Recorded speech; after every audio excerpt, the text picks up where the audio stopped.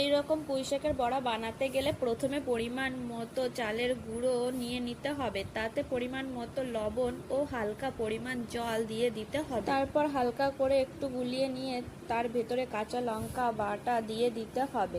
কাঁচা লঙ্কা বাটা দিয়ে ভালো করে হালকা করে গুলিয়ে নেওয়ার পরে কালো জিরে ও হালকা পরিমাণ বেসন গুঁড়ো দিয়ে ভালো করে ব্যাটারটা গুলিয়ে নিতে হবে। তারপর গোটা পুঁই পাতাও দিতে পারো, আবার কুচিও দিতে পারো, যেভাবে তোমাদের সুবিধা তোমরা সেইভাবেই দিতে পারো। তারপরে দেখো যেভাবে মাখাচ্ছে ওইভাবে মাখিয়ে কড়াইতে দিয়ে দিতে হবে।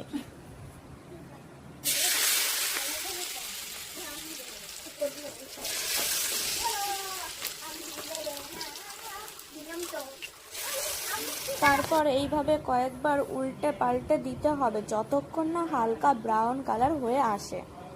আচ্ছা, বৃষ্টির দিনে এরকম আরও কি কি বড়া খেতে তোমাদের ভালো লাগে তোমরা কমেন্ট বক্সে জানিও কিন্তু। এইদিকে কথা বলতে বলতে দেখো বড়াগুলো হালকা ব্রাউন কালার হয়ে এসেছে।